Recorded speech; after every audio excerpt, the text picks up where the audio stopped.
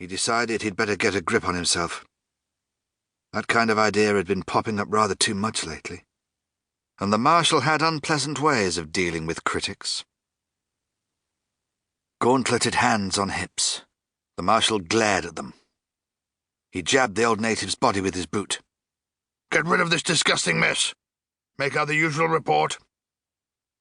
Snatching the face mask from Cotton, the Marshal strode off, well pleased with his morning's work.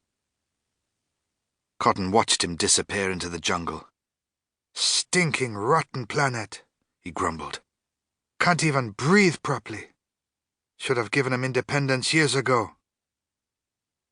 Stubbs clapped him on the shoulder. "Cheer up, soldier. Not long now." He took the communicator from his belt. "Stubbs to Skybase. Marshal's party now returning. Have dealt with mutant native alert, Area 7. Mutant tracked and found dead. Cause of death unknown."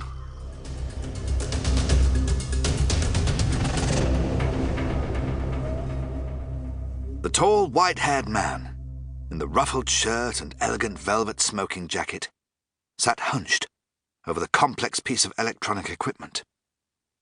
A very small, very pretty, fair-haired girl sat perched on a lab stool next to him. The doctor was working absorbedly, his long fingers manipulating a maze of complex circuits with delicate precision. Joe Grant, his young assistant, looked on rather forlornly. Things were quiet at the British HQ of the United Nations Intelligence Task Force, UNIT for short. For the time being, the Earth seemed to be free of attacks from outer space. This meant that the doctor, currently serving as UNIT's scientific advisor, should have had very little to do. However, someone of the doctor's many interests could always find a way to occupy himself. He'd been working for hours now, and showed no sign of wanting to stop. Joe heaved a sigh, but the doctor didn't even notice. Reproachfully, she said, "Doctor, are you going to be much longer?" "Nearly finished, Joe." "What are you doing, anyway?" The doctor looked up. "I'm making a minimum inertia superdrive," he explained, or rather failed to explain. Joe's blank face made it clear she was none the wiser. The doctor grinned and went on with his work. Joe felt a sudden pang. "For your information, Doctor, it happens to be long past lunchtime." She broke off. Something was appearing, materializing out of thin air, on the lab bench in front of them. It was a small black box. The doctor heard Joe's gasp of astonishment, glanced up, and caught sight of the box. "Oh dear," he said. "Oh dear, oh dear, oh dear." Joe looked at the doctor, then back at the box. "Lunch?" she asked hopefully. "I'm afraid not, Joe." Joe backed away. "A bomb?" "Nothing so exciting." "Then what is it?"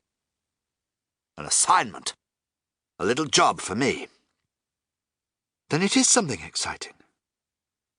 The doctor looked sourly at the little box. "This thing is a kind of dispatch box.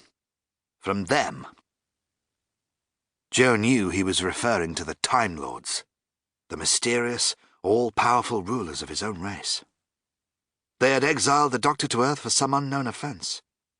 The TARDIS, apparently a police box, but in reality a ship that travelled through space and time, was no longer working. But this didn't seem to stop the Time Lords using the doctor as a kind of secret agent. Joe nodded towards the box. "Aren't you going to open it?" "I'm not supposed to open it," said the doctor crossly. "Couldn't even if I wanted to. It's only meant for one person, or creature, and it will only open for one person." "Or creature?" "That's right.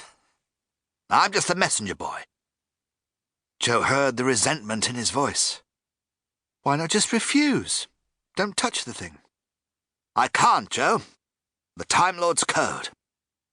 They only use this system in a real emergency. It's like a 3-line whip in your parliament. I've got to go." "Where?"